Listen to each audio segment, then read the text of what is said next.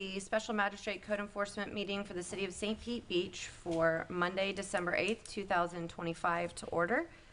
Hello, my name is Erica Agello, and I am the appointed Special Magistrate to hear today's cases. I am a practicing attorney licensed by the Florida Bar and board certified in city, county, and local government law. I have been appointed to this position in accordance with the authority set forth in Chapter 162 Florida statutes and the City of St. Pete Beach Code of Ordinances. I am not an employee of the City of St. Pete Beach, and I do not represent the city here today. I do not confer with the city's code enforcement officers outside of the hearing process about your cases. It is my role to fairly and objectively review the matters presented. As such, I would like to advise you of certain matters related to today's proceedings. Today's matters will be heard in the order in which they appear on the agenda unless otherwise agreed. Every effort will be made to hear all persons having relevant evidence, arguments, or comments related to the specific case that is being heard. If you wish to speak today, it is necessary that you be sworn in, which I will do momentarily.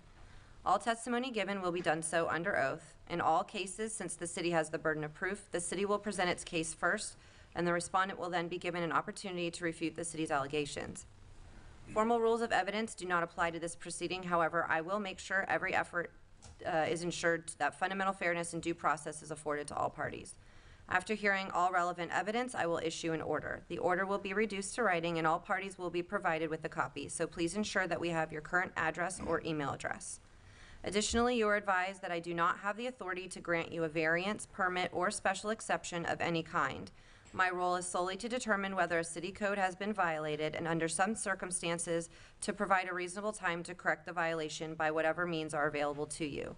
Please be advised that you may be subjected to a fine, and a lien may be recorded on your property if the violation is not corrected by the compliance deadline, if one is provided.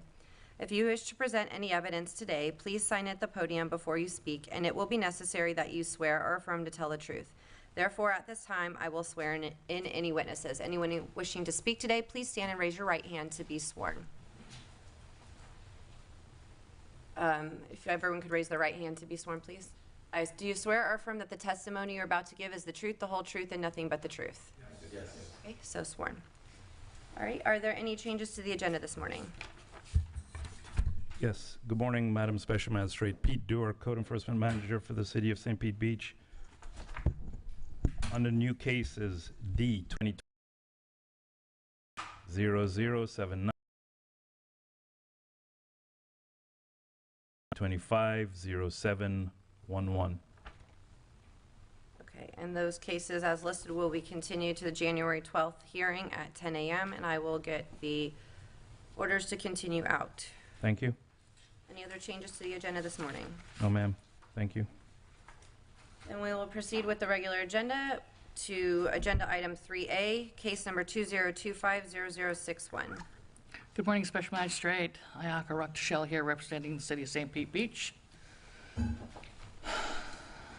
This is case 20250061. The respondent is Christopher J. Paget. Violation address 544 72nd Avenue, and it is in Zone CC-1. Violation description: the property is in violation of Section 98-123.1, permits required of the Code of Ordinance of the City of St. Pete Beach. The initial inspection was back in January 16th of 2025. An amended notice of violation dated and mailed certified was sent on October 3rd, 2025. The amended notice of violation compliance date was October 13th, 2025, and a notice of hearing was dated and posted on the property 10/24/2025. This is a true and accurate description of what I witnessed. The affidavit of posting here on the property on October 24th. This is part of the initial inspection. The picket type smaller white fencing that had been damaged in the storm, and it had blown over and it needed to be repaired. There was some debris on the property that they were also cited for. As illustrated here. This is a close-up of the fence gate that had blown over. The whole house. So this is pictures from February. We're showing that the debris was still present, and the broken fence was still down. Then they obtained a hurricane repair permit. That's the number 2503767, which was issued on April 21st, 2025, and shows that the work in progress for the hurricane repair to the property. And then the new fence here was installed, as you can see, on September 30th, 2025. No longer a picket fence, but a full boarded fence.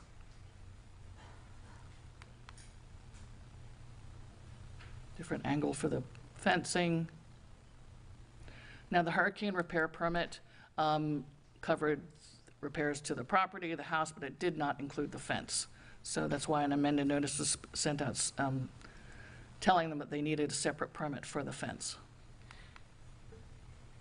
So the corrective action here is property must obtain a permit for the new fence since it is not included in the scope for the hurricane repair permit, number 2503767.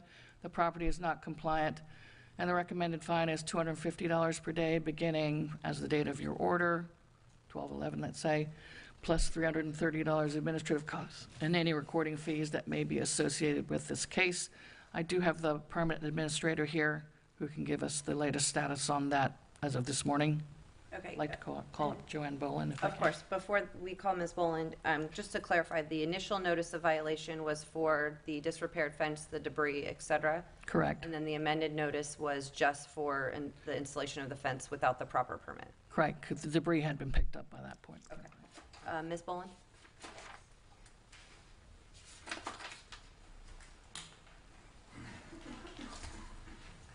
Good morning, Joanne Boland, Permit Administrator, City of St. Pete Beach.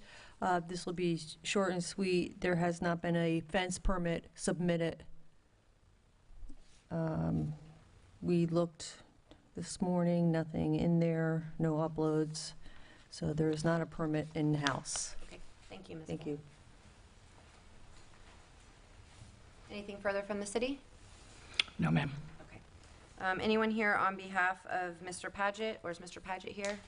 If you could please state your name for the record, and then any response to the city's allegations.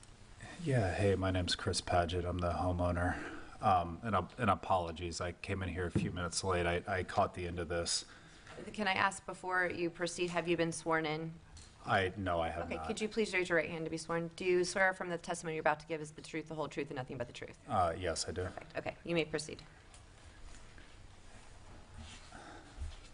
And again, sorry, I came in here a few minutes late. So is the suggestion to submit a permit for this, and if I don't, there are fines starting on the 11th of this month? No, so at this point, there's been no judgment as to whether or not you're in violation of the code. Okay. So right now, the city is just stating that you did pull a hurricane repair permit, however, that Yep. did not include the fence. Yep. And they are requesting me to find that you are in violation of installing the fence without a permit.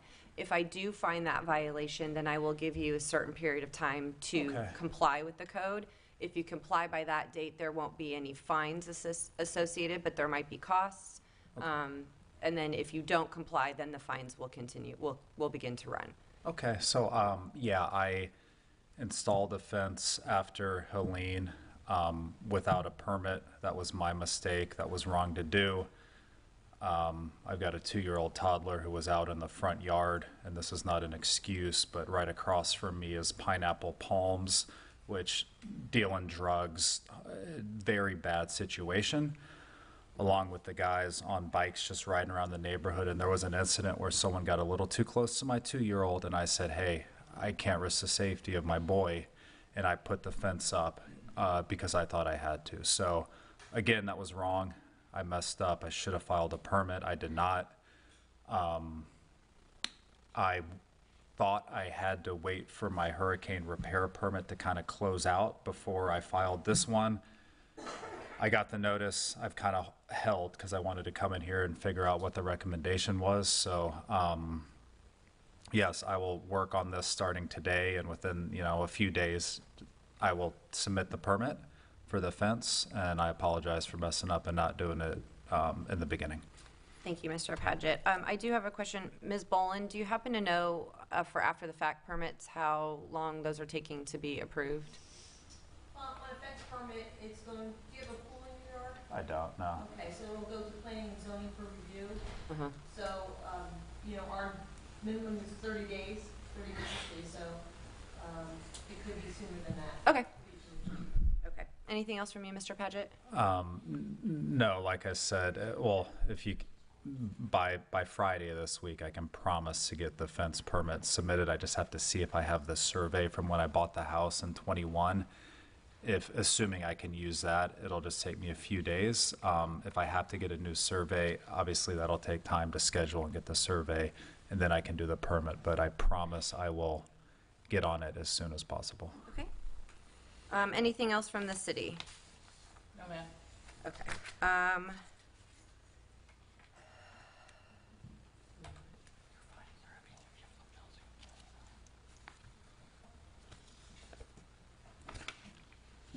I am going to find that the property was in violation of the stated code section for failure to secure a permit for this fence installation. I am going to allow, give me one moment.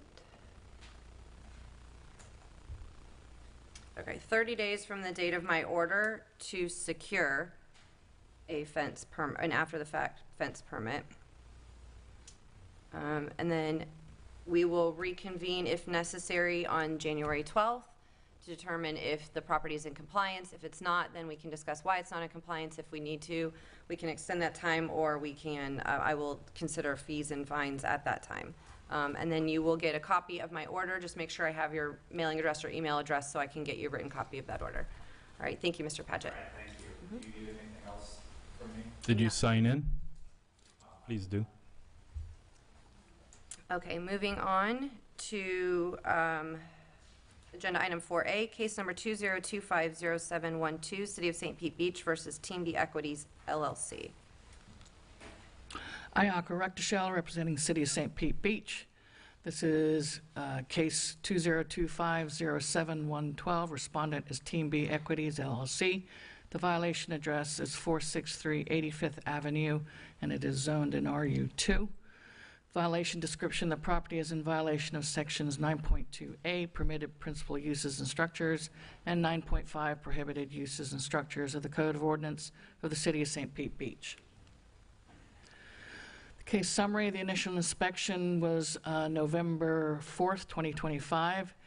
The irreparable and irreversible notice of violation was dated and mailed certified on November 10th, 2025. And the notice of hearing was also dated and posted on the property 11/10/2025. This is a true and accurate description of what I witnessed. This is the affidavit of posting at the property on November 10th.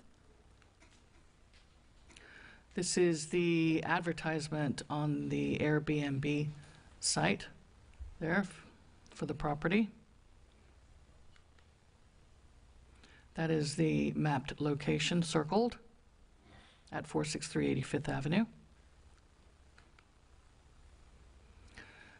This is showing you the potential to book four nights of bookings there, short term. Here we have one review that said that they stayed a few nights in October of 2025.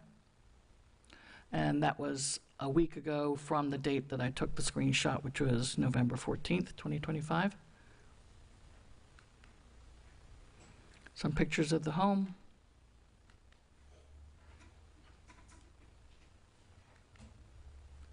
Front, the property.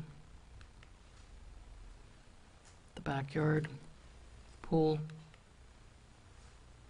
Aerial view of the location of the home. So the corrective action is the property can only be rented monthly. The property is not compliant. The recommended fine is $1,000 per violation. There's one review totaling $1,000 plus $330 administrative costs only, and any recording fees that may be associated with this case. Okay, and the city is proceeding with this as a irreparable, irreversible. Is that correct? Correct. Yes.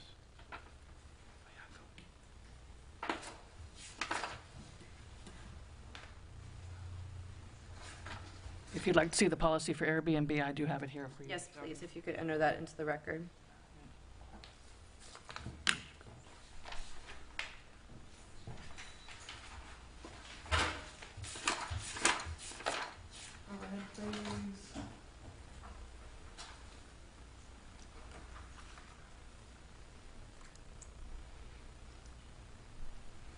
Okay, that will be entered into the record. Anything further from the city?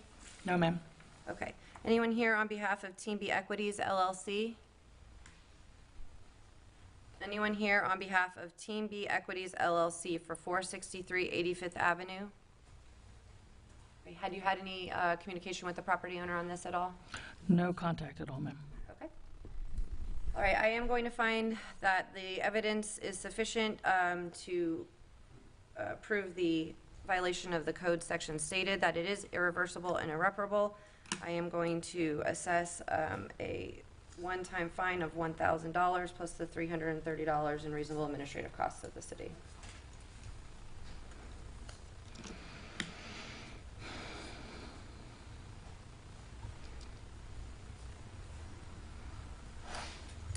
Okay, moving on to agenda item 4B, case number 20250. Oh, and on that one, do you want the recording fees as well? Yes, please. Okay, and the cost to record for any liens. Okay, moving on to agenda 4B, case number 202500713, City of St. Pete Beach versus Enam Ibrahim. Ayaka Raktashala representing City of St. Pete Beach Code Enforcement. This is case number 202500713. The respondent is Inami Ibrahim. Ibrahim, violation address 424 88th Avenue. It is in zone RU1. Violation description, the property is in violation of section 8.2A, permitted principal uses and structures, and 8.5, prohibited uses and structures of the Code of Ordinance of the City of St. Pete Beach. The case summary, the initial inspection, November 4th, 2025. Irreparable and irreversible notice of violation was dated and mail certified on November 10th, 2025, as well as the notice of hearing dated and posted on the property 11/10/2025. This is a true and accurate description of what I witnessed. The affidavit of posting on the property on November 10th.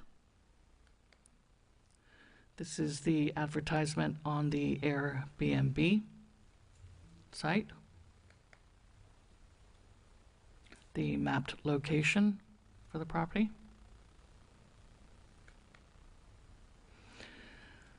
This screenshot shows you the potential to book for 4 nights there. There was one review from September 2025, and they stayed 1 night.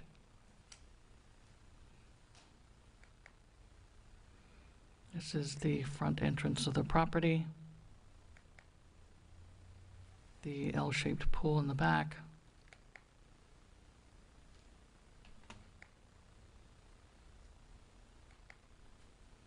The corrective action is the property can only be rented monthly. Property is not compliant. The recommended fine is $1,000 per violation. We have 1 review, totaling $1,000 plus $330 administrative costs only, and any recording fees that may be associated with this case.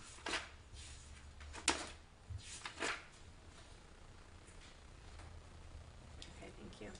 Anyone here on behalf of Enam Ibrahim? Yes. If you could please come up, state your name and your affiliation with the respondent for the record.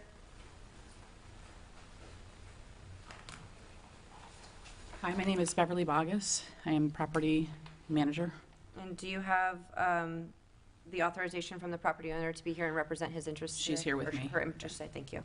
And I apologize, Beverly, your last name was? Bogus. Can you spell that, please? Boggess. Okay, and you're the property manager. What company are you with?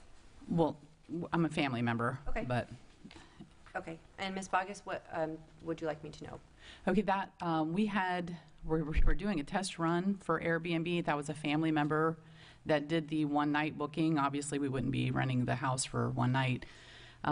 We haven't had any vacation rentals there at all as of yet. Our first rental is February the 1st for 1 month. And we were unaware, actually, that there were no short-term rentals. We were under the impression that we had 3 per calendar year, as in the city of Gulfport, because that's where our other family vacation home was. So it was just lack of knowledge on our part, but it is only available for our family members and for 1-month rentals. Okay, give me 1 moment. And so you said it was a family member. Did the family member, did you guys exchange funds at all? Or You have to, because we had to do the official booking through the site. So, I mean, yes, we paid ourselves, I guess. And how much did you pay yourself? 200 change, 229 maybe. I'd have to look it back up. Okay, but We had a minimal, like, just a fee in there. There was no cleaning fees added, no extraneous fees, obviously.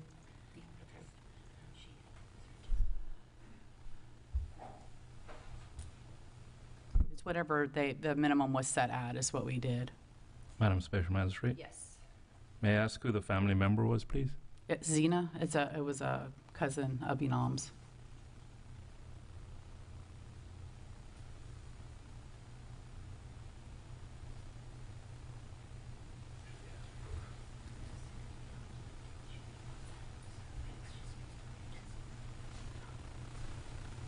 And are we able to get some sort of documentation from this person, please?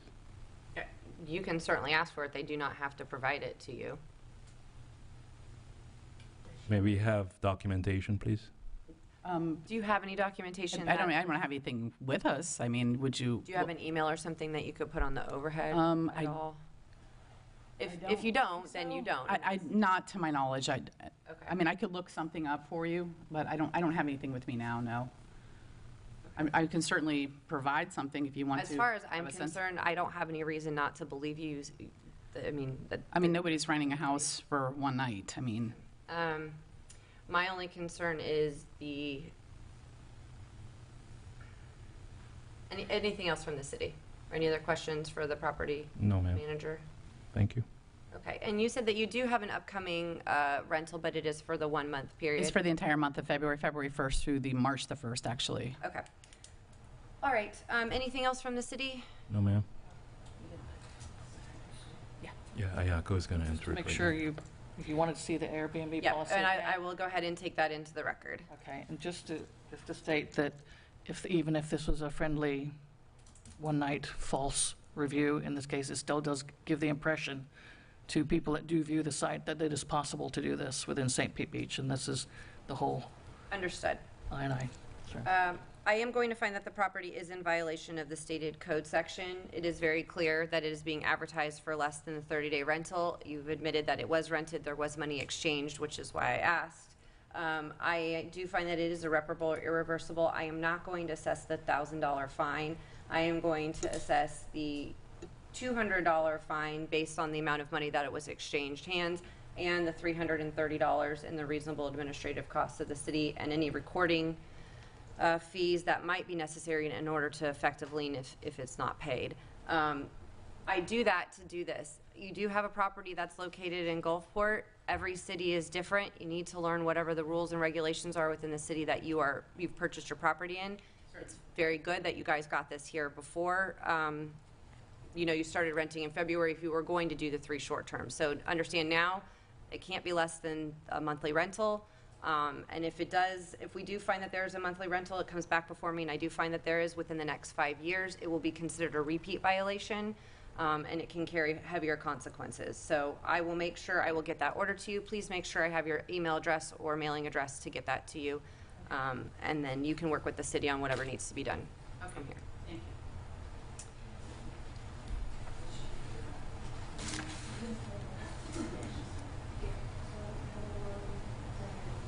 you. Okay, and moving on to agenda item 4C, case number 20250716, City of St. Pete Beach versus Royal Properties Management LLC. Ayako Rector representing City of St. Pete Beach, Code Enforcement. This is case number 20250716. The respondents are Royal Properties Management LLC. Violation address is 340 78th Avenue, and it is in Zone CC-1. Violation description, the property is in violations of sections 32.5, prohibited uses and structures of the Code of Ordinance of the City of St. Pete Beach. Case summary, the initial inspection was November 5th, 2025. An irreparable and irreversible notice of violation was dated and mailed, certified on November 10th, 2025. Notice of hearing dated and posted on the property same day, 11/10/2025. This is a true and accurate description of what I witnessed. This is the affidavit of posting on the property on November 10th. This is the advertisement on VRBO showing the ability to do a short-term rental. That is the mapped location of the property.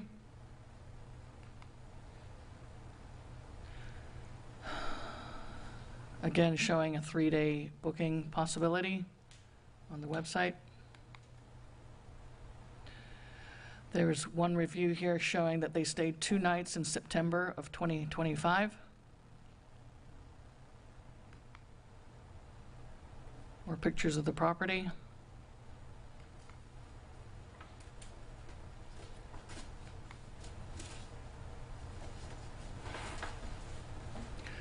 The corrective action is the property can only be rented monthly, the property is not compliant, and the recommended fine is $1,000 per violation. There's one review totaling $1,000 plus $330 administrative cost only, and any recording fees that may be associated with this case.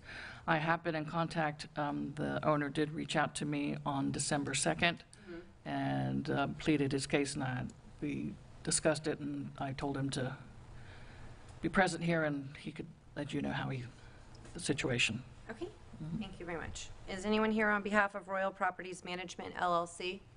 Okay, if you could please come up, please state your name and affiliation with the LLC for the record. Good morning. My name is Peter Grecci. I'm a property owner. Okay, could you please spell your last name for me? Greci. Okay, and your affiliation with the LLC? I'm the owner of the... After we rectified it the first time, we actually... VRBO, we actually gave it to housing. We had veterans in the building. After the hurricane, we had a huge problem. We couldn't rent it. We reached out to an agency that rents. Now I got, we have the correspondence here, and they informed us that the codes have been, well, I can even read it here.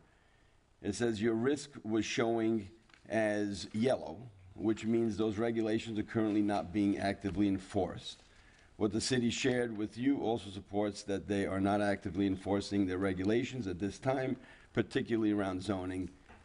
Now, when they said that to us, I didn't ask any questions other than this, because we've had such a hard time renting the place, even for long term. We wanted to do away with the Airbnb. So after that, after we saw this, we said, okay, since it's relaxed, I said, why is it relaxed? Because we understand a 30-day monthly. Why is it relaxed? They says, well, we're not exactly sure because we don't work for the city. Our only guess would be that there are just less opportunities for people to come on in because of all the hotels and this and that are not available. So the zoning is relaxed, the code is relaxed. And I says, that's beautiful, because I'm actually dying in the water. And that's what leads us here. We got the notice. We immediately changed it again. We reached out to the company, and they says, well, we'll back you with whatever you need. I says, okay, then that's fine. Then you better be there for me if I have any trouble. But that's what I have. I have the correspondence and emails going back and forth, them telling us we are allowed to do, whatever minimum we would like. And like I said, I didn't reach out and do my own homework because I didn't even want to be honest. We're struggling. We're struggling renting the place. Our next door is rat infested, has been abandoned for years, and I just can't do it. I can't seem to rent it. So when we got this okay from them, I says, okay, I guess you guys did the homework. You're an agency that rents. So that leads me here now. After we got the notice, we contacted the agency and said, you messed us up. Said, well, you know what, I don't know. Nobody knows anything after the fact. You know, so after that, we did rectify the problem. We have no short-term after that. I understand it's monthly, but that's where we stand, you know, so Okay, and how much did you make off of the rental? I don't really remember. Do you have any? I know it was minimal. It's like $60 a night. Because it was initial, you know, they said, well, let's just try it for a short. So it was $60 a night. Okay, and it was a 2-night stay. Yeah. Okay, and Now, do you have any, you know, knowledge of what this was telling me? Do you want to see it? I can look at it. What I understand your testimony is that they told you that the risk is yellow. The risk is yellow. Risk, meaning that there's still risk that if you rent your property in violation of the city's laws, that you might not get caught. So I liken it to speeding. The posted speed limit's 65. There might be minimal risk for you to go 80 miles an hour, and you might never get caught. But you might get tagged by FHP and be subjected to a $280 I fine got or you. whatever it is. So this didn't mean it's just, I can't, Off I'm not the going to make table. an opinion on that. All I can do is take whatever you've testified to at this point. So that's between you and your property management company, whether or not, how that's interpreted. Right. Based on what you've told me, that's how I would interpret it, is that there is a minimal risk, but it's, you know, zoning relaxing. I don't know what that means. I'll be honest with you. That doesn't really sway into what I'm doing up here. Right. You know, what you've told me is that you've rented before, you've been here before, you knew you Yes. couldn't do it. and we knew, running into some and we issues. actually eliminated it from that whole site, from the Airbnbs. We took it off. Yeah. I gave it veterans that actually, unfortunately, destroyed half the property. And out of my pocket, I had to rebuild, you know, and everything we're trying is just not working. And I can understand that. I do have the ability to make an equitable decision, but I also need to make sure I'm making a legal decision. The testimony that you've given me is you knew better, you did it, you ran into a tough situation, but you took a risk. Right. And at this point, the risk didn't really pay off. I get that, I can understand that. I'm a person as well, but this is also not your primary home, right? Right. This is a Right. rental property for you. It's an investment property. Right. That's So not I'm paying taking off. all those, risk reward. Yeah. So I'm taking all those things into consideration when I'm going ahead and making my determination as what I should do here. I I understand. need you to understand that I before I make understand. my ruling. That's why I asked how much you made for the rental, because obviously $1,000 when you're making $150, it is more punishment than compliance. But again, maybe that needs to be done because you do, but you were honest about it. So I am taking all of that into consideration. So is there anything else you would like me to know before I ask the city if they have anything else to make my ruling? No, other than the fact that as soon as we did find the code, violation, we took it off Airbnb, or just, kind of putting it back to the monthly minimum. And, I mean, there's a lot in my head to say, it just isn't coming out. I mean, Okay, I'm here, I'm just not good at speaking in front. I can understand that. Well, if there's nothing else that you think I need to know, I'm going to ask the city, does the city have anything further? We were just wondering, you said you were here before and Madam Special Magistrate reiterated it. About 3-4 years ago. Yeah, it was, I mean, it's probably about 5-6 Okay. years ago. So it was outside the repeat violations window. Yeah, and like I said, we know, we understand the code, and I'm not looking to skirt the system. Sure. Because it's not gonna work. I found myself here before. But when I had this and the situation that we're in financially, I didn't question it. I said, thank God. I said, thank God that there's an opening. I said, and I even asked the company, I said, why? Why is that being allowed? And I said, our guess is that there's just minimal places to stay because of so many shutdowns. I said, well, it makes sense to me. So I just didn't question it, and my apologies for not questioning it. I guess I should have did more homework. Yeah. Yeah, so that is a hard lesson learned. But based on the evidence and testimony that I have received here today, I'm going to find that you are in violation of the stated code section, that it is irreversible and irreparable. because you only got $120 out of that, and the other credible testimony that you've given me, I am going to assess a fine of $200 plus the $330 in reasonable administrative costs. It is a little punitive because it's more than you made off of it, but I need you to understand that you are ultimately the property owner. As you know, you're responsible for knowing the laws and what you can and can't do. I know you relied on who you thought was an expert to help you out with that. That's between you and them, and you probably need to bring that up with them. Right. Just understand, the laws are never relaxed. They are what they are until they're changed. Right. So you're still required to abide by them whether the city is actively enforcing them or not. Right. So hopefully I don't see you back before me again. Please make sure that I have your contact information so I can send you a copy of the order. Okay. Thank you. Madam Special Magistrate, clarification Yes. on your statement Sure. to include the recording fees, The please? recording fees as well. Thank you, ma'am. Did you need to see the VRBO? Yes, please, just Policy. for consideration of the record, but that's a standing, I just assume that's a standing evidentiary. Yes. All right, case 4D has been continued to January 12th. Moving on to case 4E, case number 2025, oh, no, that one's also been continued to January 12th. Agenda item 4F, case number 20250604, City of St. Pete Beach versus Develop St. Pete Beach LLC. Good morning, Madam Magistrate. Excuse me, Steve Rivera, City of St. Pete Beach Code Enforcement. Case number 20250604, respondents Develop St. Pete Beach LLC. Violation address is 550 59th Avenue. Violation description: the property is in violation of section 4633 2 and 3, enumeration, 9865 1B and 4, unsightly conditions, and 9866 A and B, 11, 12, 14, and 18, residential and commercial property maintenance of the Code of Ordinance of the City of St. Pete Beach. Case summary: initial inspection was 10/9/2025. Notice of violation dated and mail certified was 10/22/2025. Notice of violation compliance date was 11/6/2025. And notice of hearing dated and posted to the property 11/12/2025. The following is a true and accurate representation of what I've witnessed. This is the affidavit of posting at 550 59th. This is a picture of the palm fronds piled up in the driveway. It's a picture of the gutter and the fascia board separating from the roof.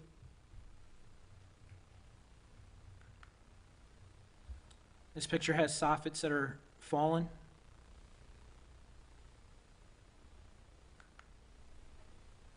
It's another section of the house where the fascia board and the roof are separating.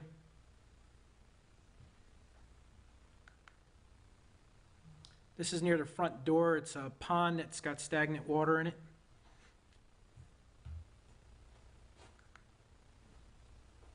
It's kind of drawn out picture. I've circled where you can see the soffits failing on the top right, and the fascia board is separating from the roof.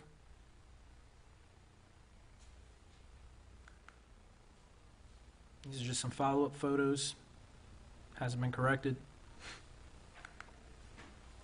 The pond is still stagnant. Let's pull back pictures so you can kind of see where the entryway is into where I saw the pond at. Corrective action: property must repair the roof fascia and soffits and repair or drain the pond. The pond fronds must be disposed of. The property is not compliant. The recommended fine is $250 a day from the date of your order, plus $330 administrative costs and any recording fees that may be associated with the case. And that concludes my presentation. Okay, thank you so much, Mr. Rivera. Anyone here on behalf of Develop St. Pete Beach LLC? Anyone here on behalf of Develop St. Pete Beach LLC, 550 59th Avenue? Okay, Mr. Rivera, have you had any contact with the property owner at all? No, ma'am. They did apply for a roof repair permit. I don't know if it's going to cover everything that they need, but as of 12/1, a roof repair permit was applied for. However, there's 5 or 6 documents that they're still waiting, the city's still waiting for to receive in order to fulfill the permit. Okay, and as far as you know, the palm fronds or anything else that's still out there? Still out there. Just for the record, the neighbor has complained several times. The property's been in this condition for quite some time. The previous owner had it, same condition. They sold it to this company. She's trying to sell her house and has been unable to because of the house next door. Okay, do you know when this company purchased this property? I do not off the top of my head. Okay. Okay, I am going to find that the property is in violation of the stated code sections. I am going to allow for 30 days from the date of my order in order to come into compliance. If the property is not found to be in compliance, we will meet here on January 12th, and I will assess any fines and fees as requested by the city. Thank you. And that will include, my order will include that it needs to come into compliance, but also secure any of the necessary permits in order to do so. Thank you. All right, moving on to 4G is continued to January 12th. 4H, case number 20230431, City of St. Pete Beach versus Michael Edward Delp. Thank you, Madam Magistrate. Stephen Rivera, City of St. Pete Beach Code Enforcement. Case number 20230431. Respondent, Michael Edwards Delp. Violation address is 3508 Gulf Boulevard. Violation description, the property is in violation of Section 98-123.1, permits required, and 98-123.7, expiration of the Code of Ordinance of the City of St. Pete Beach. You have the PowerPoint up, please. Case summary, initial inspection was 7/14/2023. Amended notice of violation dated and mailed certified 8/21/2025. Amended notice of violation compliance date was 9/15/2025. Notice of hearing dated and posted to the property 11/13/2025. The following is a true and accurate representation of what I witnessed. This is the affidavit of posting at 3508 Gulf Boulevard. This is a picture of the rear of the home. El Centro Avenue runs behind there where the parking's at. You can see there's no pavers on the ground.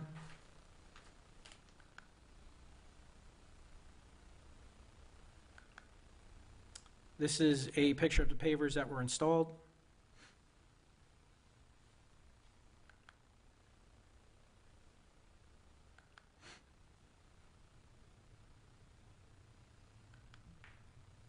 Corrective action.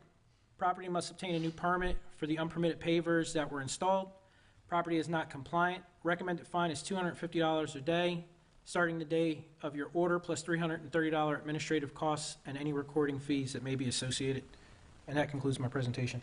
Mr. Rivera, you said that the two code sections are permits required and expiration. The request says a new permit to be secured. What is the date of the old permit?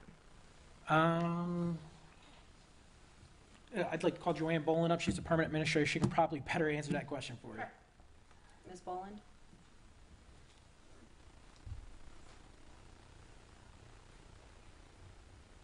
Morning again. Good morning.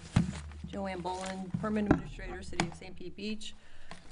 Initial submittal of this permit was May 5th, 2023.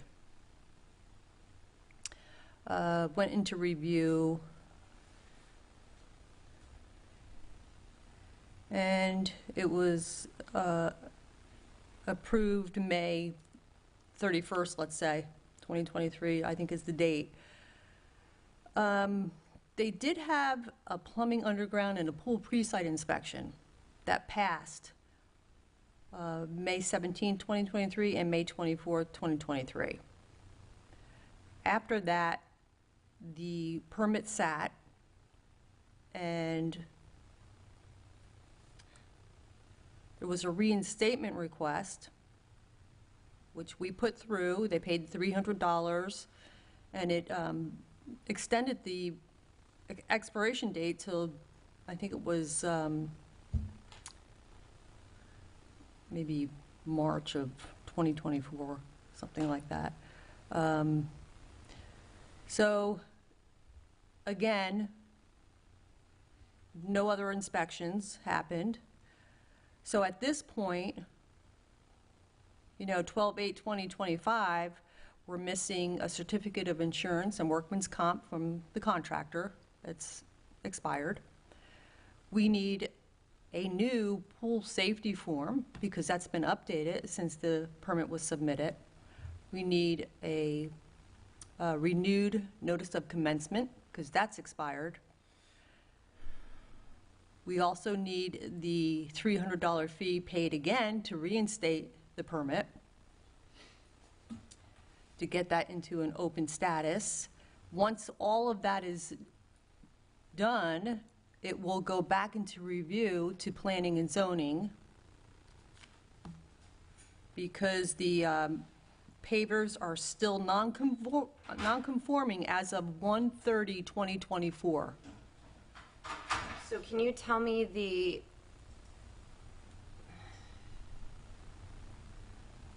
permit was just for the pavers, or was there a larger Nope. construction project? It was an in-ground fiberglass swimming pool with a pool deck. Okay. And there was a revision on 7/28/23, replace existing pavers, like for like, additional 820 square feet. Revision again on 8/4. Customer requested replacing existing pavers unknowingly that it was non-conforming. We have replaced existing pavers with new pavers and are requesting zoning approval. Another revision, August 17, 2023, pavers corrections made to remove 5 feet from between garage and parking. Another revision, September 22nd, 2023. Existing concrete pavers were replaced with new paver to match pool deck. And at that point, it was non-conforming. So we are in need of all these documents, as well as a new plan review for planning and zoning.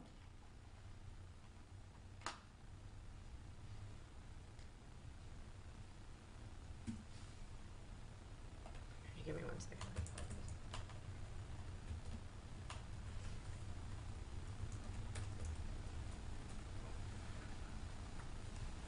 Okay.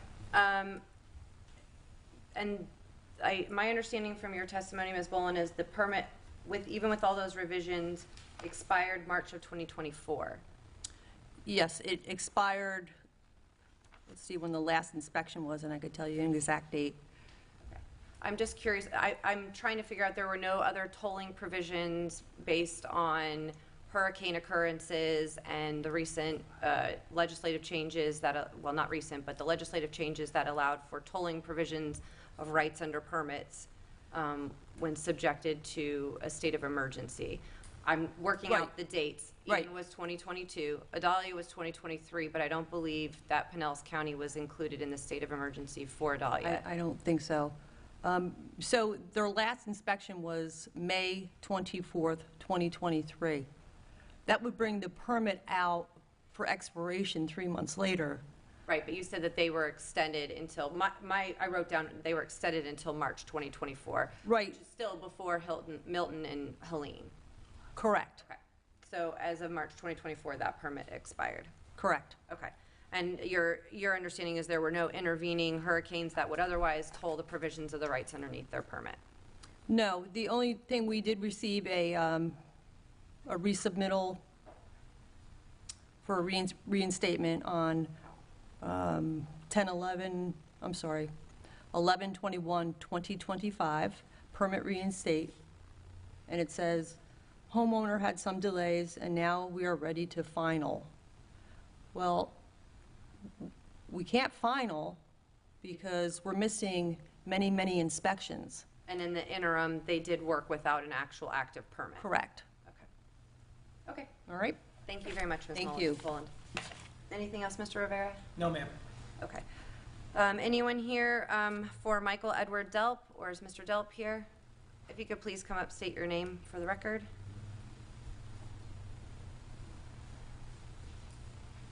I am Michael Delp. And Mr. Delp, what would you like me to know in your defense? Well, one, I started the project with a licensed contractor. So as the project was progressing, I was under the understanding they were taking all the necessary steps to keep the project into compliance. I had received a notice about the permit expired, and I had been contacting them to make sure they got the permit reinstated and would get their final inspections so we could close that out. One of the things that they had done to, I guess it's the square footage of the driveway that was out of compliance.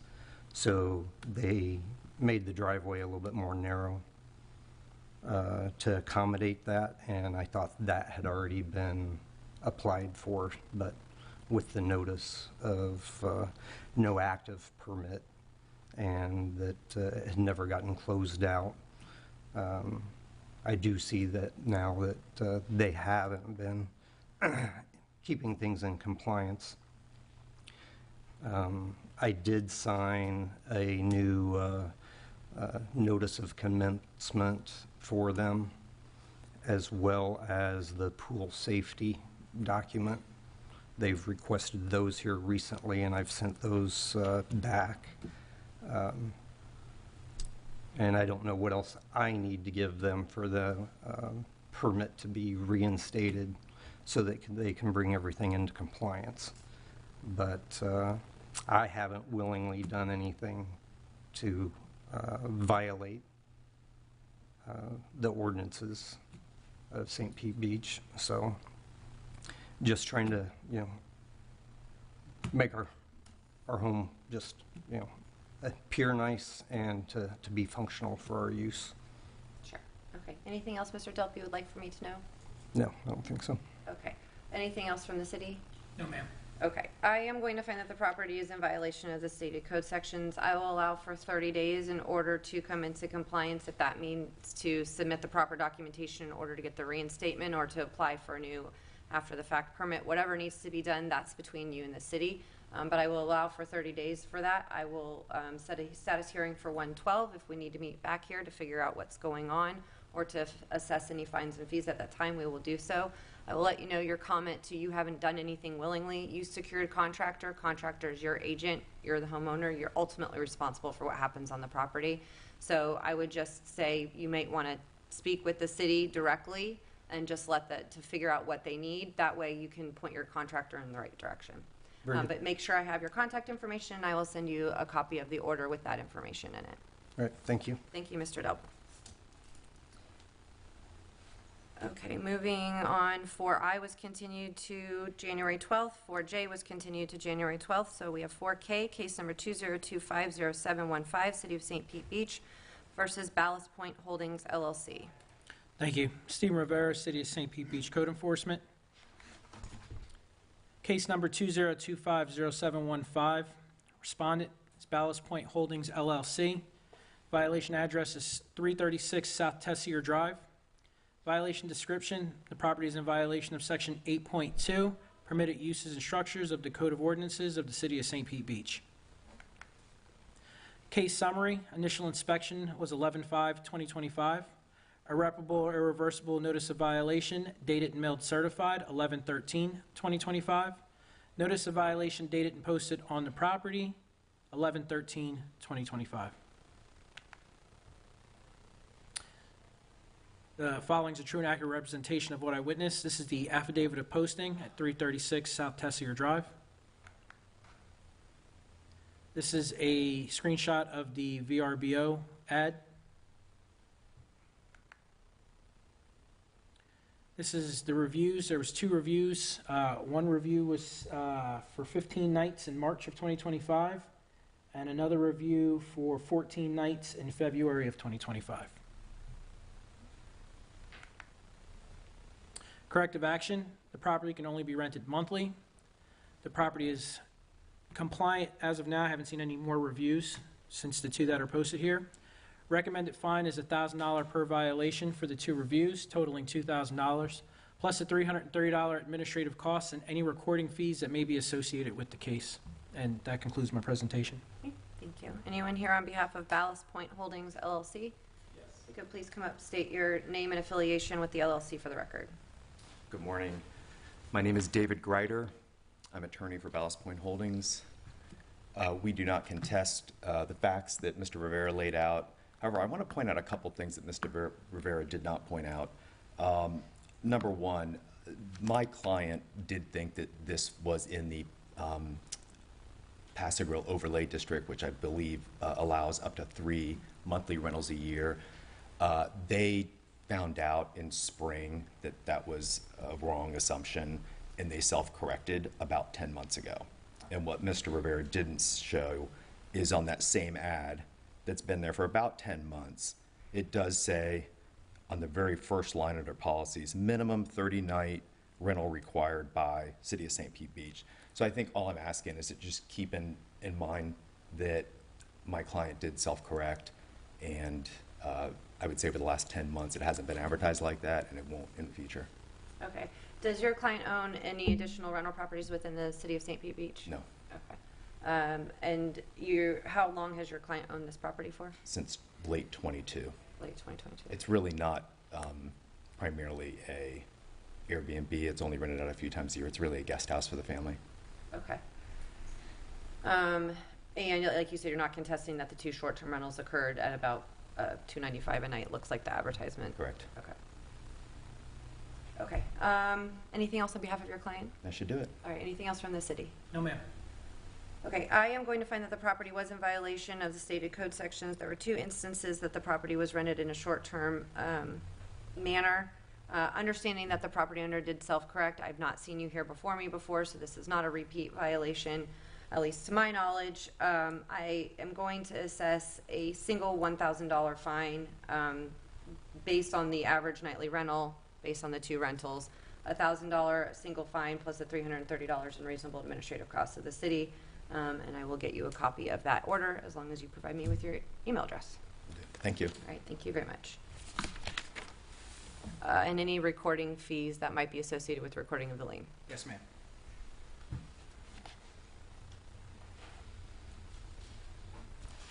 Okay, moving on to agenda item 5A, repeat violations, case number 202550602, City of St. Pete Beach versus Kenneth Donovan and Wilma Donovan.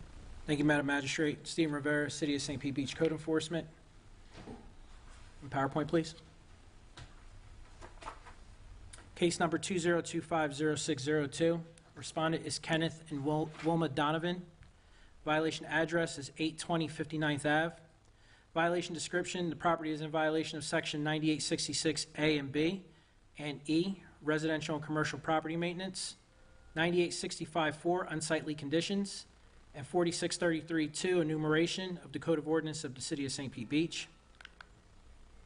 Case summary, initial inspection was 9/3/2025. Notice of violation dated and mailed certified 11/13/2025. Notice of hearing dated and posted to the property was also 11/13/2025. Following is a true and accurate representation of what I have witnessed. This is the affidavit of posting at 820 59th Ave.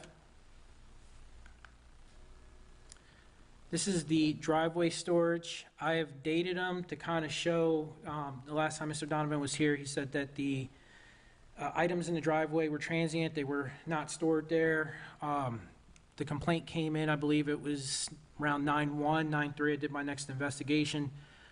So you'll see the dates as the items have not moved. Some tires here in the front. Items up by the garage door.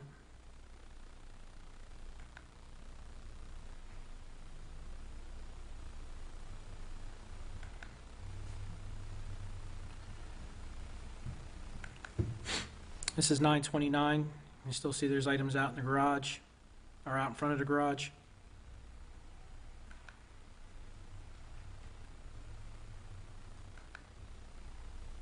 Tires still up by the roadway. This was 10/7.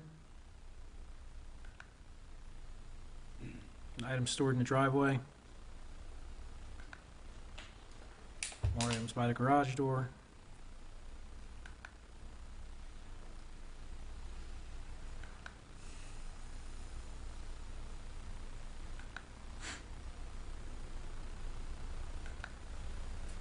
This was 11/10. Tires still out by the driveway. More items out in front of the garage there. 1113.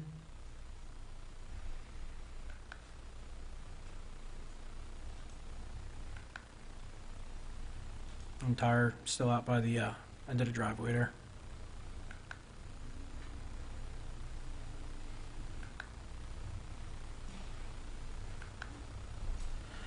Corrective action, property must clean up all trash, junk, and debris and dispose of it properly, and all equipment and other items must be stored out of public view. Property is not compliant. Recommended fine is $500 per day beginning 9/3 until compliant, plus $330 administrative costs and any recording fees that may be associated. And that concludes my presentation. Mr. Rivera, do you have any knowledge of if the property, you said it's still not compliant, your last inspection was on 11/13. Do you happen to know if the property still remains in the same condition? So I didn't get a chance to get out there this morning, but I'm still receiving complaints. I was sent time and date stamped photos that I'm not going to present. I can't attest to it, but they do show that they're time and date stamped that the property remains in the same condition. Okay, thank you very much. Yes, ma'am. Mr. Donovan? He's not here. Yes, he is. Yeah. Oh, so I thought those people talk. Mr. Donovan, were you here when I swore everybody in? Yep. Okay, thank you, sir.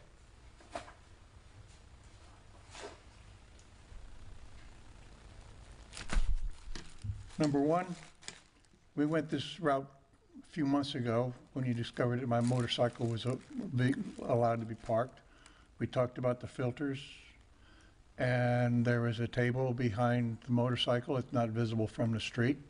Everything else is movable. Here's the pictures of the motorcycle. It seems that these, oh, by the way, those photographs he's got those things in order so that they look I'm well aware they're a wide-angle lens. right. Thank you, Mr. Donovan. This is a picture of the motorcycle in the driveway. The tire, believe it or not, You can put the photos here so that she can see. So that I can see them. oh, I'm sorry, It's okay. This way. do it yourself, you'll change it. You got that? Mm-hmm. Yes, sir. Now, the tires that's on the street there was left over from the hurricane. It seems as though when the city contracted with the carting company now, there's supposed to have been a dumpster up here by the city for residents to put bulk items in, large items. They will not take the tire. The city will, or not the city, but Progressive or whatever. They won't take that tire. I am not driving 40 damn miles to drop a tire off. But for something that's supposed to be here because it isn't here anymore. It disappeared. And everything that he showed, that there's hand trucks there, or there is a hand truck, and there's a truck that I use for bringing my groceries in. It's modified, it's got a box on it. Other than that, everything is usable every single day. And while it's usable, Mr. Donovan, is it being replaced back in your garage and being carted out every day, or is it being stored on your driveway even though you're using it every day? No, can't always get it back in the garage because I work. Right. So I start to work and then I have to quit, and then I have to go back. Right. And I think the issue is that it looks like it's consistently being stored on the property, and especially with the photographs that are being demonstrated on the timing, that there are several of those items, as we've discussed before, that are consistently there. The motorcycle, I don't necessarily have a problem with as long as it's registered. It is, I got the registration Right. here. I don't have a problem with that.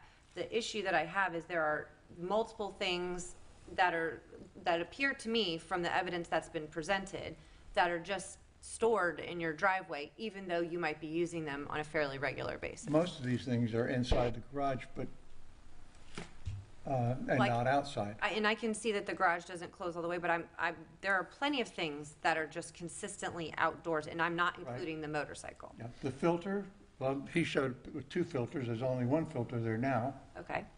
but they're rotated. So what's here now won't be there, but it'll still show up there because I rinse it off in the driveway. Sure. And I think the point is that you're focusing on a couple of different things, but there's far more items that are stored there, and it looks like on a consistent basis. So whether or not they're being rotated out, what I can see is that on these days, they're pretty consistently in the exact same spots. Okay. From the right-hand side of my garage is a red thing that used to be a shop vac. Sure, right. The shop vac's bad. That's a trash can. When I'm opening up packages and stuff goes in there, so instead Okay. of go on the ground. A little next to that is, let's see if I'm not mistaken, that's where my hand truck is that I use. And then behind the motorcycle is the one with the grocery thing. Sure. And What behind about the table? the yellow chemical boxes, the Well, public? right now, they're in the container? back of my truck because they gotta be refilled. Okay, and I think the point is that over the course of a month, they just sat But there. they rotate. I mean, you don't go through the 7 And the shows. point is, it doesn't matter how often they rotate, if they're consistently being stored in your driveway, that's outdoor storage. So unless they are stored inside your garage, if you rotate them, they're still, regardless if you're talking about the individual items, it is the mass of the items that we're talking about. Motorcycle excluded. As a matter, The remainder, there's what looks like wood blocks, it looks like there's a couple of other things. And yes, in the different pictures, not all of those things are there, but in the different pictures, there is something there at all times, They which will is most likely- outdoor storage. there will most likely be something there every single day. And that, I think that's the That's point. that's the way of living. I got a rocking chair out there. Is there a law against that? That's right in front of the garage door. There is, if you continue to accumulate items in your front driveway So and I not can't keep sit it. on that? No one is saying that, Mr. Donovan. What I think the point is you're talking about individual items. My issue is the code says no outdoor storage, and you're storing these things in your driveway. At some point, if it's all cleared out and you've got your motorcycle and maybe your hand truck, I might be okay with that because the motorcycle is permitted to be there. But these things there's always something there that's not allowed to be there. So it could be one day, it could be the rocking chair, and then you put the rocking chair back. The next day, it could be the chemical boxes, and then you put the chemical boxes back. There's always something there. And the issue is there's not allowed to be always something there. It needs to be cleaned up. The rocking chair is out there permanently. Then the rocking chair might be your outdoor furniture, and that's okay as long as that's allowed to be on your front patio, but maybe not on your driveway, right? It won't fit up there on the whatever you call that thing. And Mr. Donovan, if that's the case, then you need to talk with the city to see if that's something that's permitted. But I'm not even talking about the rocking chair. That's not in the photographs that I'm seeing. I'm seeing It a whole is. bunch of, and even if it is, I'm seeing a whole bunch of other things that are consistently, and some of these things were also in the pictures from the last case. They're consistently in your driveway, and they're not permitted to be there. So again, the motorcycle is not an issue. That can stay, and certainly tarping it is a good idea. The other items, even if you're tarping them, that's considered outdoor storage, and even if you're rotating them out, it's not about the individual items, it's about the accumulation of the items in general.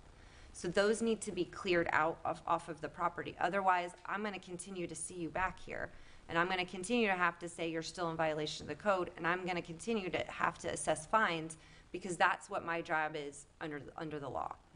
Let's get back to the tire if you don't mind. Since, I what won't can even consider What can the I do tire. about that, since the city has removed the thing that was supposed to have been in there with That's between you and the city. I don't know what the city's contract with the debris hauler is. I don't know. All I know is you are the property owner and you are responsible for maintaining your property in a specific way, and that is in accordance to the law, right? And so the tire is not even the sole issue. No, you're it's right. everything. Part of it, though. Right. And I don't disagree. So my suggestion would be to talk to the city to figure out how to get that removed, where their contract lies. I don't have that information, so I can't get that to you. What I can say is it's been in all the pictures. That's not really what's driving my questioning here in this conversation. What's driving it is all of the other things. So I'm not allowed to have a hand truck or a rocking chair or a waste basket garbage can, You are not allowed to store Or- the rocking chair. If you are permitted to have furniture, outdoor lawn furniture on your driveway at all times, then sure. If you're not, then no, you're not. From what I can see is you are not allowed to be storing things in your driveway like that at all. And so, no, my comment to you would be, no, you can't have those things there, unless the city disagrees, but. they've been disagreeing since 1972. Okay, well, then I'm going to continue to see your back here. And while I enjoy having these conversations with you, I don't think you want to be here, and I certainly don't want to don't. have to do this with you. So my suggestion would be to get with the city, to have them tell you what they think cleanup is, have them put it in an email or something, write it down. That way, if the next time you come up, you say, the city told me I could have this, you can show it to me, and I can say, well, you told him he could have it. So that would be my suggestion. Other than that, I get what you're saying, that you're taking them out, putting them back in, that they're rotating in and out. It doesn't matter. It's just that there's always something there. And that's considered outdoor storage. Okay? And at one time, you mentioned bicycles. There's bicycle there. There is a bicycle there. Wasn't there before, right? But again, there's It's consistently. moved in, moved out, but down the street there's a guy's got bicycles right in front of his house, been there, never been moved. Well, and I'm not here about that But case. that's, And so you can complain to the city about that if that offends your sensibilities, but I'm not here about that, right? I'm here about this. And if that case comes before me, I might have that same conversation with them. I'm not going to be that petty. Well, I appreciate that. So is there anything else that you need me to know before I make my ruling? No. Okay. I just hate it when these idiots go down the road, like the last time they were bartering back and forth on what ordinances I was violating, and I still don't know what I'm all these numbers don't mean a darn thing. But this all happened the day after the hurricane, or the storm came through in November, when we got that cold day. Okay. Blew all the tarps off for everything. Well, and regardless if you. And then the next 2 days later, this was on my door. Okay, well, and keep in mind, whether it's tarped or not, if there's stuff that's not supposed to be there, I mean, obviously they can't open the tarp, but you can see. There's just, I'm not even considering the stuff that was tarped before, right? There's other things on The there. only thing that was tarped was the motorcycle. Right, understood. Okay, thank you, Mr. Donovan, I appreciate it. Anything else further from the city? Do you need to see the registration for the motorcycle? Nope, because we considered that last time, and I understand that it's a registered vehicle. Nothing further, Mr. Rivera? No, ma'am, for the record, it wasn't the motorcycle that was in question, it was the items that were stored in the driveway, but not the motorcycle, not the RV. He showed proof the last time he was That's here right. that they were registered. All right. I am going to find that the property is in violation of the stated code sections. As this is a repeat violation, I am not permitted to give any time to cure because it's something that was already determined was a violation in the past. It's a violation again. I am going to, consistent with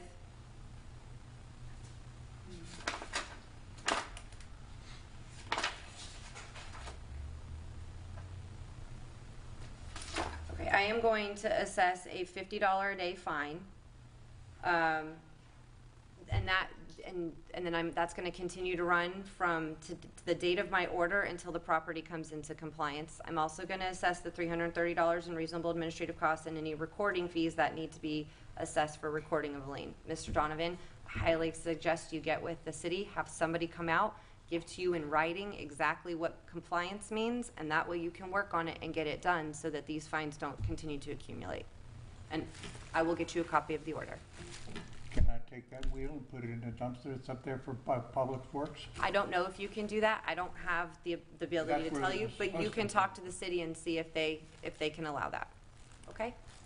Thank you, All right. Mr. Donovan. I appreciate your time today.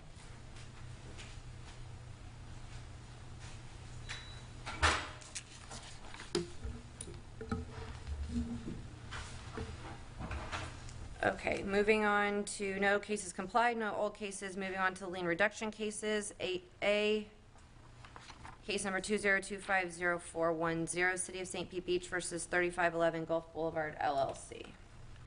Good morning, Madam Special Magistrate Pete Dewar, Code Enforcement Manager. You should have, as part of your package, the order and the reduction that's being requested here is to reduce the lien to $1,000. The city would like to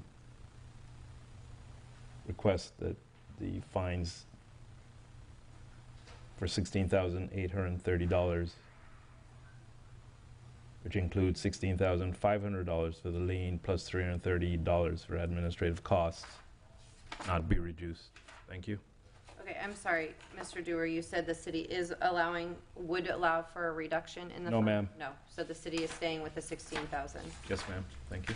Okay, anyone here on behalf of the respondent? 3511 Gulf Boulevard? Okay, if you could please come up, please state your name and affiliation with the LLC for the record. Good morning. Jimmy Yergi. I am the owner-member of the LLC. Okay, and I see in your application here for a lien reduction that the reason that you're asking for the reduction is that you didn't receive any of the notices of violation. That's correct, Your Honor. Okay, can you explain to me how that worked, since I will. when they I came before me, I saw that it was sent to the address listed in the property appraiser's website via certified mail. Unfortunately, I don't use the home that it was mailed to, so there was a bundle of mail that was there. I didn't sign for it. There was someone in the front that signed for it. So when I finally came back and I saw the mail, and then I actually got my first email from Mr. Rivera, I believe it was, and I immediately took care of this. It was something that I was unaware of. It's something that I did not receive. I did not sign for any of those notices. And I can tell you, as soon as it was taken care of, I think I'm comfortable to say that the city folks that I did deal with will tell you that I took care of it literally days. And this Because is, a lot of the stuff was really stuff that was from the storm. And I hadn't been here in at least 6 months. okay, so here are my questions to you. This, it's a vacant lot, correct? Yes, Okay. And you are, the LLC, you're the sole member, or you? Yes. Okay. And so you're responsible for making sure your address is updated within the property appraiser's website for where you get your legal notification sent to, correct? correct. Okay. And you have that listed as the address for the vacant property? That's correct. Okay. And so somebody did eventually get that, you said another property in the front, they signed for the certified mailing? No, it's actually it's a home that I have in Tampa. It's a Okay, condo the other association. address that they sent So it to. So someone at the front desk was just grabbing mail, signing it, throwing it in a mailbox that I never got to for 6 months. So the city sent it not only to the property, posted the property, but also sent it to you at your Tampa address? That's correct. Okay, and so you didn't get any of those mailings, but once you figured it out, you did take care Once of I it? got my first email, it wasn't 48 hours. I was on the phone calling, oh my God, I'm sorry, what Okay. happened here? And I got the notices and I And you took care of didn't it. check, and where do you live? In the city, I don't need your exact address. I live in New York. In New York, okay. And so you own this property, do you own other properties in the state of Florida, in this area? I'm trying to figure out, you said you didn't get back down here until after the hurricanes, Right, and yeah. my thinking is, you know what, man, there was a lot of news coverage about properties in the state of Florida, and I get that this is a vacant lot, but, No, I have people that drive around. There was no, honestly, I was actually being a good neighbor. People were parking all their stuff in my vehicle, and I didn't say a word. So people were putting their vehicles, I think the gentleman that may have even brought this attention to you was using the lot for his stuff, which was fine. There was a whole bunch of parked trailers. I think some of the workmen were using it. Yeah. And I did notice that. I just never saw the mail. okay. So Do you that's have a lawn service that comes and periodically takes care of that lot for you? Yes. And did they come at all after the storms? I don't recall. Okay. Yeah, I don't, to be honest with you, I really don't even know, but I assume they did, and as soon as I knew, I got them right back on it, and they have been maintaining it. I've sent pictures, the proof of it, it wasn't 3-4 days later, I got that notice. Okay. And as it is today, it's in compliance. Okay. Give me a second, let me, Thank you. thank you very much, let me do some math.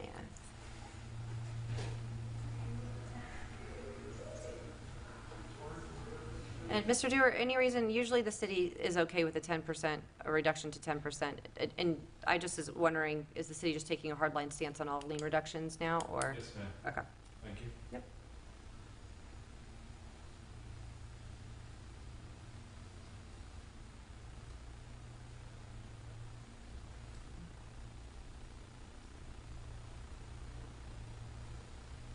Have there any that have been enforced Yes, and followed through on and paid? Those type of numbers? yeah. Oh. But it depends on the facts and circumstances of the case and whether or not they're coming through for a lien reduction. So I have taken anything into consideration. The application does meet the standards that are required for the city's code.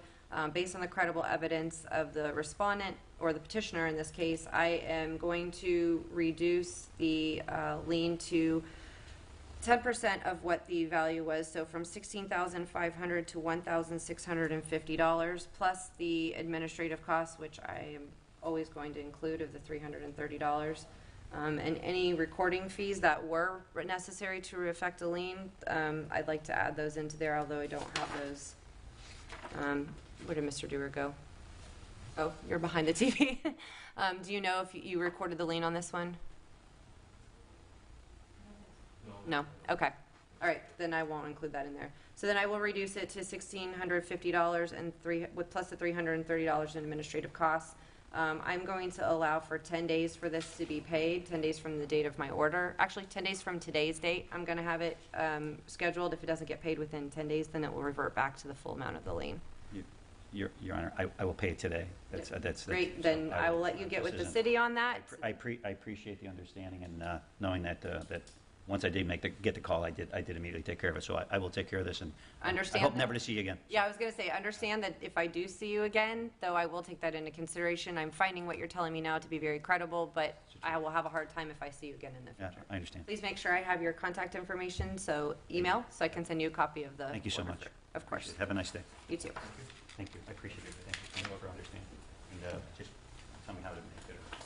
Take care. All right, moving on to 8B, case number 2024019, City of St. Pete Beach versus Brightwater Beach Condo Association. Madam Special Magistrate Pete Dewar, Code Enforcement Manager for the City of St. Pete Beach, presenting case number 2024-0193. The lien amount was $9,000, and the city is requesting that the lien amount not be reduced. Okay. Thank you. All right, anyone here on behalf of Brightwater Beach Condo Association? Okay. You guys can please state your names in relation to the association for the record. Good morning. I'm Scott. I'm the manager representing the association. And this is Larry. Larry, you can come up. Larry's on the board of directors. Okay. So I see your petition here. I was kind of surprised when I didn't see you at the next hearing and it was still out of compliance. So why don't you explain to me? I see your letter here, but can you explain for the record your reason for the petition? I know that we probably wouldn't even be here if we would not have probably not missed that hearing. There was some delays with the permit. There was some, I guess, not the appraisal, but they would like a survey. The survey got kicked back a couple of times. That was a delay. The prior board member was, he signed off the NOC, but he resigned from the board because he got sick. So we had to get Larry on, and he was another delay in getting the NOC signed because he was out of town. Larry, do you want to kind of just chime in? Yeah, our president got sick, and he had to step down and still sick. So I was called upon to step in. I was away for a few weeks, came back to find all this, find out what documents we needed. We took care of it as promptly as we could, as soon as I got back, and then we were off to the races, which I think we have everything submitted properly now, and have for some time. So we're hoping that this can be dismissed, but I don't know the rules. We do have a permit that got assigned, and unfortunately the contractor couldn't be here today that filed all the permitting. I did talk to Kayla. She says it's under final approval, but she doesn't have like a deadline for me. Okay. I have to say, I was surprised that nobody showed up at the fine hearing, as we had a conversation. You know, if it's not going to get done in time, come back and see me. I can't extend the time. Nobody showed up, didn't come into compliance. So there was some confusion. I'll show you over here. Because I guess there was a rescheduling of the date, which I thought was the 13th. I got a letter from the previous president saying the thing was on the 13th. Sure, or as otherwise amended. Or something. Right, it says, or as otherwise amended by notice, and that was due to the availability, and then a second notice went out. I believe all of those were emailed to Scott here because I have your email address here, so you should have been provided a copy of the amended notice as well. That is why I got the email addresses, so that it was easier than sending it in the mail in case something last minute happened. So I do understand that, and I believe it was rescheduled to the 18th is what I want to say, but I don't specifically, or maybe it was the 6th. I don't really specifically recall what day it was rescheduled to, but I know it was rescheduled and a copy was emailed out. All that to say, so there's still no permit that's been issued yet? There's a permit number, and it's under review. I just talked to Kayla in the permitting, and she says she'll have more information by January 6th. It's under final review. Not sure what the holdup is.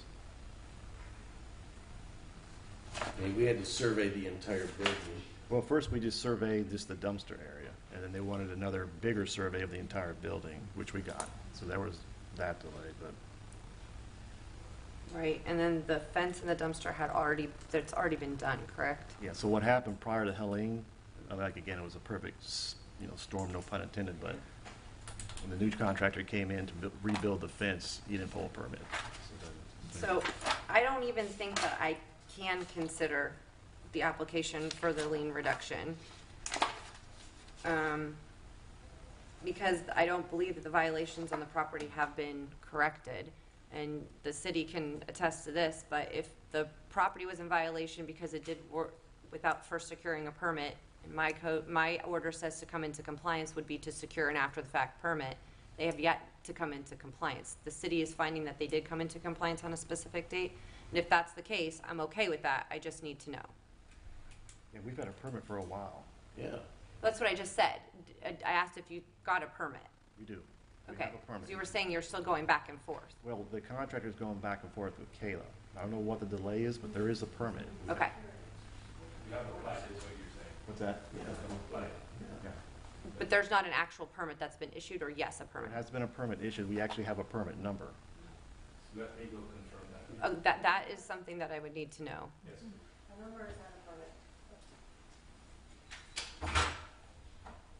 Okay, let's go ahead and take a 5-minute recess. We'll go off the record, and then we'll come back in 5 minutes. We'll make it 11:35.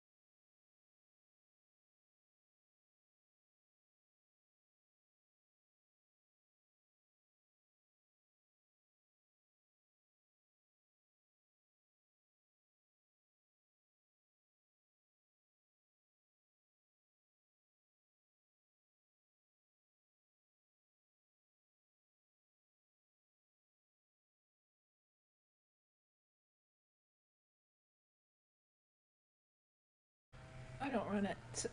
Oh. They're on? Perfect. Okay. We are back on the record at 11:33. Mr. Dewar? Madam Special Magistrate, Pete Dewar, Code Enforcement Manager. They have applied and it's pending review. They just recently completed much of the request for documentations on 11/25, so it's currently sitting in review. Okay, so then my question to you is the city makes the determination whether or not the property has come into compliance with the stated code section. Based on the application for the permit, do you find that this property has come into compliance with the city's code? I would prefer, since it's an interpretation of the code, I would like Attorney. So, Mr. Dewar, the action that needs to occur in order for compliance to have been achieved, is it the finalization of the permit, or was it the mere applying for and being in the process? Based on the code section, my interpretation of that code is applying and obtaining, which is in the language of the code.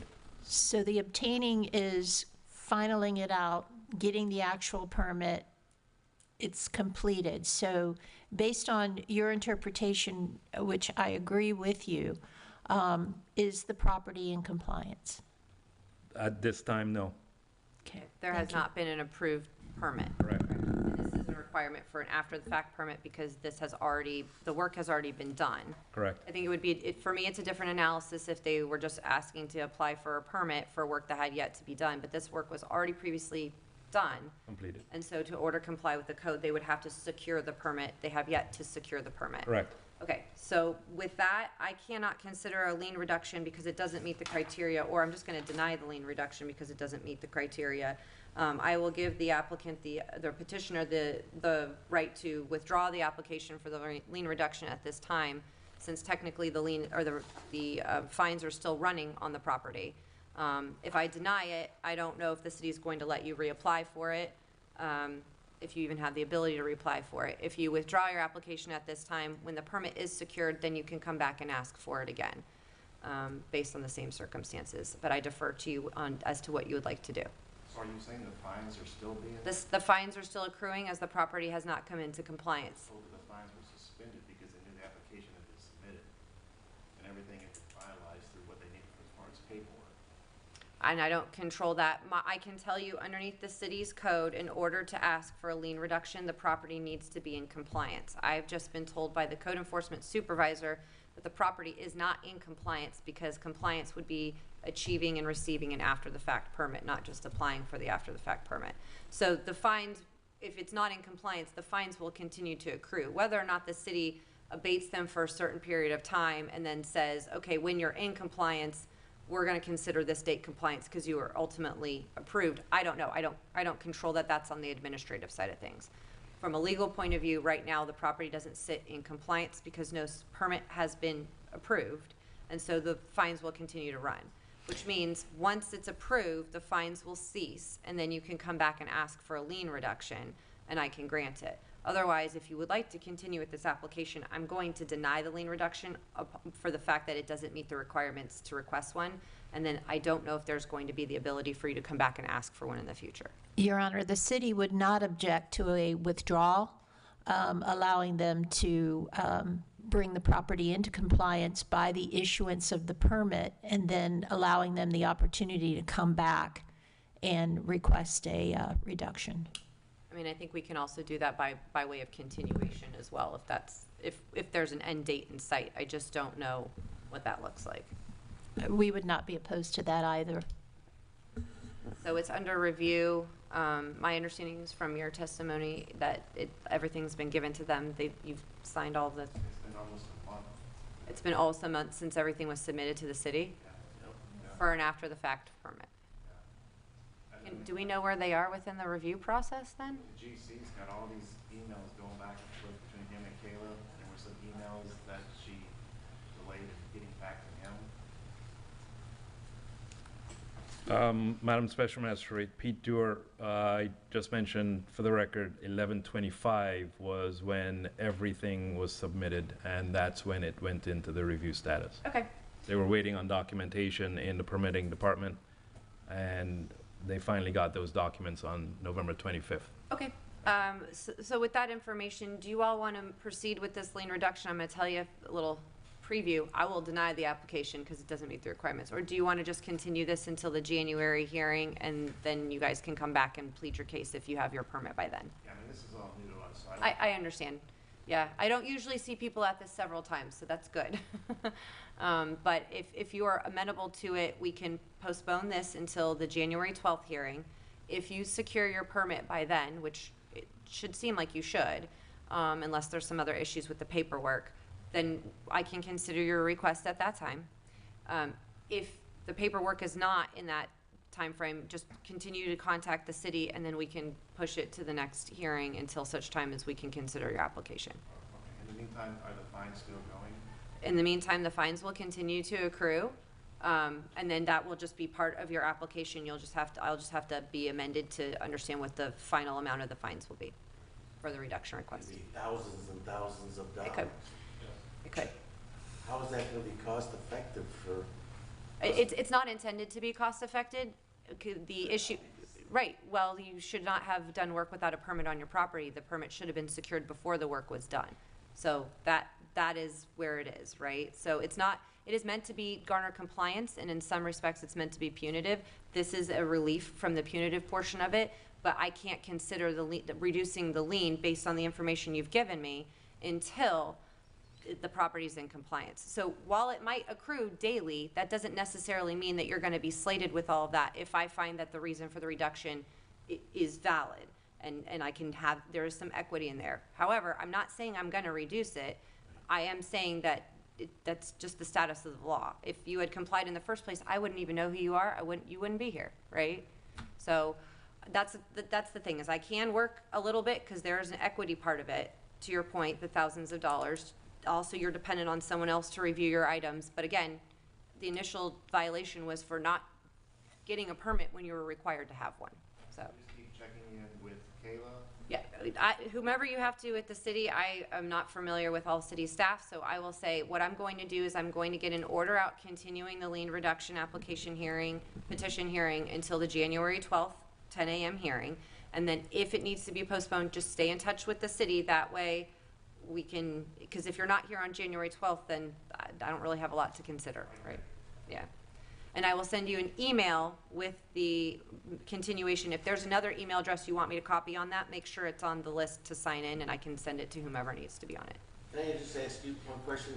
You were saying if we withdraw our application, how would that be advantageous to us?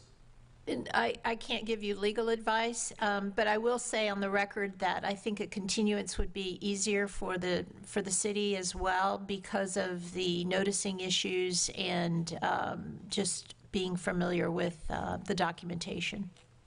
I can't advise you on cost effectiveness, but I can tell you that the easiest path forward would be a continuation as opposed to a withdrawal. If you withdraw, you have to then resubmit your application for a lien reduction. It needs to be scheduled for a future hearing. The city has to pay for notice, et cetera, et cetera. They're going to want those administrative costs as well, probably. Hypothetically, if we come into compliance and we get this thing approved by the next date, January, whatever, what would be your likely ruling? I'm not going to even go down that hypothetical. I'm going to consider the evidence that's presented in front of me based on the criteria in the code and the reasoning for it. I'm going to see if I find it credible, and then I'm going to make my ruling consistent with that, which is what I do for every lien reduction case. Okay. All right, so then we will continue this until a January 12th hearing and stay in touch with the city, and I will get you an order continuing this lien reduction request. Thank you. Okay, we have one more Yes. lien reduction request, 8C, case number 20250504, City of St. Pete Beach versus Paul Murphy and Donna Murphy as trustee of the, what I assume is the Paul and Donna Murphy Revocable Trust. Madam Special Magistrate, Pete Dewar, Code Enforcement. They're requesting that the lien be reduced to $250 for each occurrence plus $330. And the city is requesting the entire amount and the lien not be reduced. Thank you. Okay. Anyone here on behalf of the property owners? If you could please come up and state your name and affiliation for the record. My name is Donna J. Murphy, and we are the owners of the property, also managers of the trust. Okay. And Ms. Murphy, I do see, application here. Can you tell me your reasoning for the lien reduction request? So the reason that we're requesting the lien reduction is because we were represented, unfortunately, by our property management, and that particular company we are not with anymore. I feel like we have met all of the requirements that the city has asked of us. The minute we got the certified letter in the mail, I immediately called the property manager, which is Ms. Angie Ross, and said, I just got this in the mail, like, what is going on? And then she explained to me, with the rental of the property being 1 week and 1 week, that she has said this before, and of course, we're trusting them, and I understand that it's our responsibility to understand all the rules and regulations of St. Pete Beach in renting, but we did trust this company, and she said, well, as long as I don't rent it again within that month period, either before or after. So yeah, we understand that. That is not the case. So with that being said, we accept the responsibility that this occurred, and like I said, we're not with that company anymore, nor do we plan on being back with that company. And we're hoping that going forward, we're going to be managing our own property and understanding all of the rules and regulations with this, and feel like that is the safest way to go.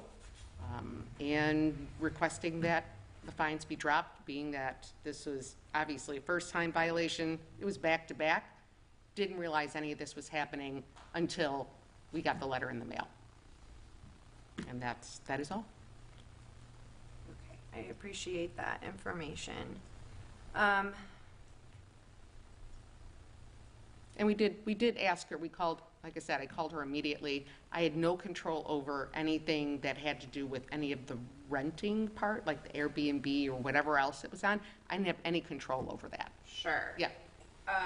Well, a couple things. Sure. You know, you've been here throughout, so you understand that, you know, property owner, you engage agents on your behalf, so you're responsible for their actions. I do wish that you had been here at the hearing. That way I could have spoken to you instead of your representative. It doesn't necessarily sound like, you know, it would have been good to hear from you, so I could actually take that into consideration when I assessed my fines. Sure, I understand. We're in another state. So, I was going to ask, do you live locally? No, we live in Chicago. Okay, and so hence the property management company. Yes. I don't know what your contract looks like with that property management company, but you may wish to get them on board to paying your fines for you, because what they were doing was not correct, and they can seek their own legal counsel to figure out how they're advising their clients on things. I didn't assess a large amount. As I recall, it would have been $2,000, I think, for the two, and I think I only assessed the $1,000, and that was based on what the average rental was of the two short-term rentals. So I do appreciate your time here today. I would suggest that, you know, like you said, you're self-managing. I hope to never see you here again. You won't. Thank you for putting in for this. I will say, again, I took that all into consideration. I do understand your position. So I will grant a lien reduction. It's going to be a minimal request. Instead of the $1,000, I will do $700 plus the $330 in reasonable administrative costs. The city asked for $2,000 for each. I took all that into consideration during my fine hearing. But since this is the first time I've got to actually speak with you, and my understanding is you're no longer with that property management company, I'm willing to give a little concessions on that side for that. So I will reduce the lien to $700 plus the $330 in reasonable administrative costs. It will need to be paid within 10 days of today's date. And then if it's not, then it will revert back to the previously stated amount. As long as I have your contact information, I can email you a copy of that order. Yeah, we're prepared to take care of it today. Okay, thank you, Ms. Murphy. I right. appreciate your time. Thank you. And I hope you all have a wonderful day. There is nothing else, so I think the next meeting is January 12th, 2026, which is shaping up to be a very long meeting, just based on the continued cases. So I'll be sure to be extra caffeinated. As I will not see you before the end of the year, everybody have a Merry Christmas, Happy Holidays, Happy New Year. Same to you. Thank you, ma'am. See you in 2026. Be safe. Thank you, ma'am.